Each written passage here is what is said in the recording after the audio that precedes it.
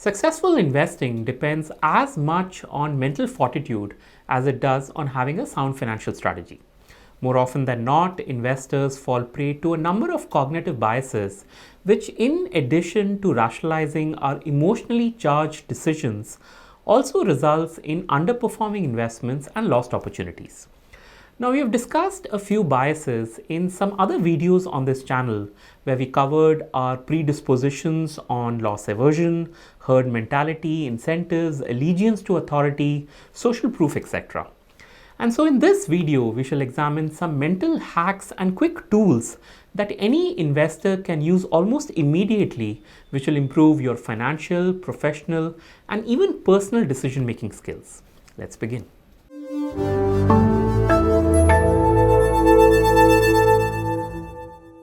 Many of us aspire to be rich, and just the thought of how one should go about this process can be quite overwhelming.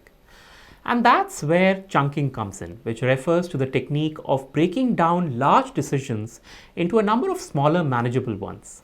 Now, in practice, chunking can be quite simple. For instance, if you want to invest in stocks, you really don't need to learn everything about the stock markets before you make your first investment. Instead, you can choose a much smaller aspect of study and go ahead from there.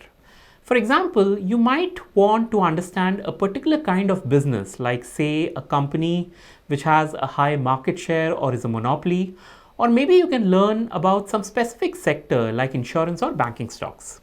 This same chunking exercise can be done for other wealth building tasks. Like say for example, you aspire to earn an income of 1 crore a year. Now, it might sound a little formidable now, but again, you can simply break down the tasks. You can understand what are your current sources of income, what are they likely to pay in the future, what more can you do, what actions do you need to take, etc. So do this exercise for all your financial, professional, and personal goals, and before long, you will see that a number of those currently seemingly impossible goals are actually a lot more achievable.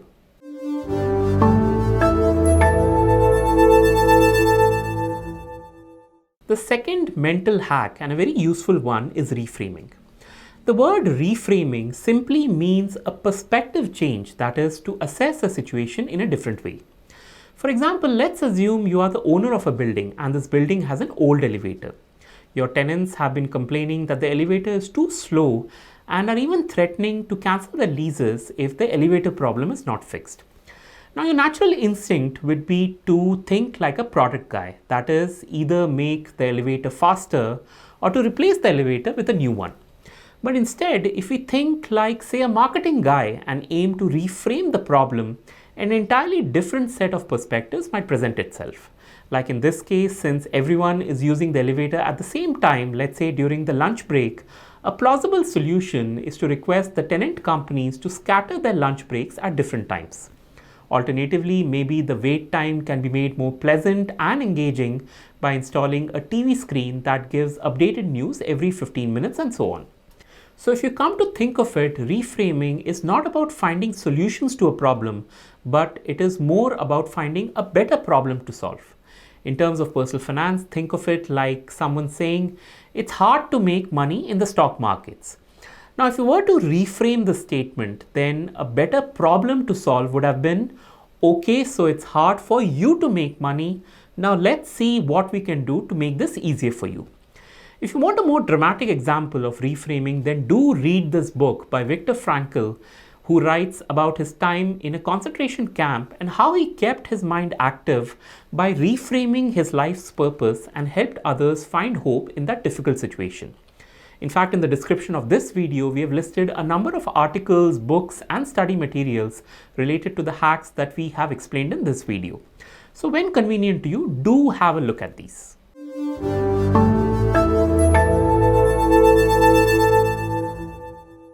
Tim Ferriss, the author of the 4-Hour Workweek, has this excellent framework called fear setting. This technique consists of imagining that you have made a wrong choice and then you explore every terrible thing that can happen to you from there. In essence, you are defining your most horrible nightmare, and by virtue of doing that, you are also identifying how to address these problems before they happen. For instance, say you want to start a side business, something that you are passionate about and something that can make you extra income. Now, your biggest fears of going down this path may include things like I might fail in this side business and lose all my life earnings. My company might not allow this and even make me resign from my job. I might get sued for some reason or might have to spend a lot of time and money with lawyers, etc. Now, these are all natural reactions, but as Tim Ferriss puts it, defining the fear is the first step in conquering the fear. In fact, Ferriss gives us 7 steps or questions as part of this fear-setting framework and encourages everyone to spend a few minutes on these whenever one is taking a major financial decision. There is a Mark Twain quote which I particularly like, and it says, "I am an old man and have known a great many troubles, but most of them have never happened." In other words, a lot of our fears are in our mind, but the act of anticipating them, irrespective of whether they happen or not, is a wonderful way of alleviating those fears.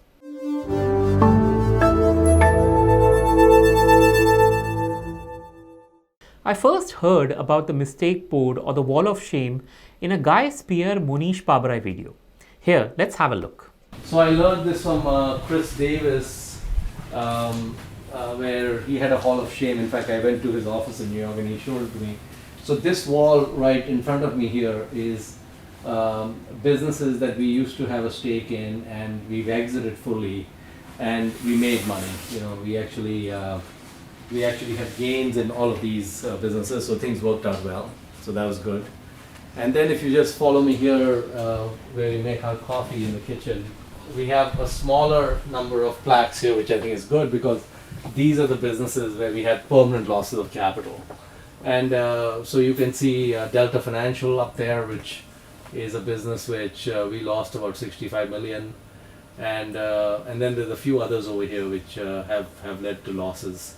And pretty much see these every day. And thankfully, this is not growing much. It's constant. If you haven't watched this entire conversation, then I strongly suggest you add this in your things to do today list. Now, when Mr. Pabrai talks about a mistake board or a wall of shame, he's ascribing to an old adage that says, you learn more from your failures than your successes. After all, a mistake board is nothing but an acknowledgement of one's mistakes and a reminder to learn from these mistakes. And it's this process of learning that has made Mr. Pabrai the famous investor he is. Now, for many of us, a mistake might include things like selling a stock too soon or too late. Maybe it's an expensive ULIP or LIC endowment policy that you bought. Or perhaps you invested somewhere based on stock tips which did not end pretty for you. You used futures and options with little idea on how these works, etc. Everyone, you and me included, have made some financial mistakes, and while we don't need to frame them in the house, do explore having ways of reminding yourself of these. This can be in the form of a scrapbook, a screensaver, or you can try what I do, wherein I write the top 12 to 13 mistakes that I've committed over the years on the first page of my New Year's diary.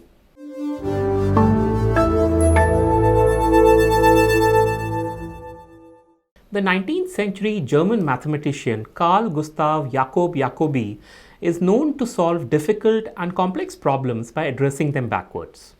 Man muss, immer, umkehren, he often said, which translates to invert, always invert. Inversion is a very powerful thinking tool, and yet it is very counterintuitive because people don't like to spend time thinking about the opposite of what one wants. Simply put, inversion teaches us what to avoid. And here's how it works. So let's say you're thinking, what should I do to earn more money? Now, when we invert the statement, the question you need to ask yourself is, what should I do to destroy my finances? You see, what's happening here is by thinking the exact opposite, you arrive at a completely different set of solutions which are equally effective in reaching your goals. In fact, you can try this technique on a number of everyday activities. What do I do to become more productive can be inverted into what activities will make me an unproductive person. Similarly, what should I do to become rich becomes what should I do to become poor. How do I select profitable stocks becomes what can I do to find loss-making stocks, etc. As one can see here, almost any question can be inverted, and in the process, the inversion will assist you in challenging existing beliefs and will force you to step outside normal patterns. So for a huge improvement in your professional, financial, and personal decision making, do practice inversion rigorously.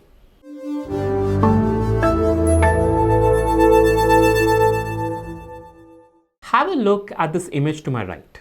It's a picture of a 95-year-old man smoking a cigarette, and as it so happens, he smokes 3 packs a day.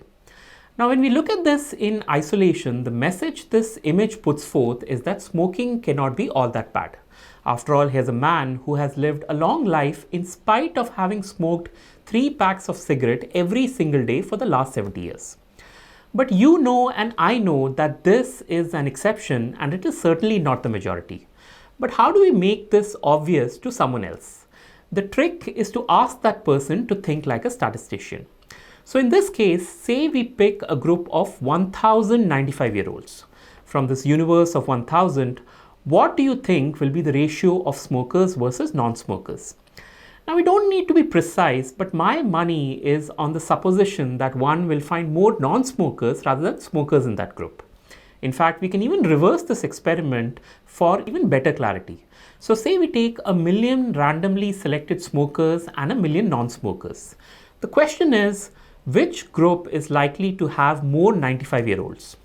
Again, my money is on you finding more 95-year-olds in the non-smoker category as compared to the smoker category. In essence, the statistician hack helps you avoid the tendency to find evidence in something exceptional, but which is not really representative of reality. Within investing, the same outlier, exceptional positioning is seen almost on a daily basis. I see this in penny stocks, IPOs, microcaps, turnarounds, etc., where people continue to be charmed by captivating headlines while forgetting that for every penny stock that is successful, there are 100 more that turn out to be miserable failures.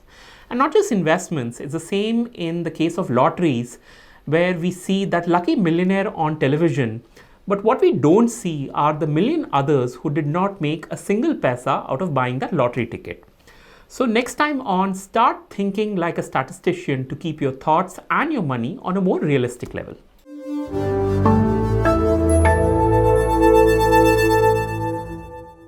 Charlie Munger uses this a lot. So if a price goes down by 10%, instead of grieving over the price drop, Munger goes a step further to understand why did the price drop happen in the first place.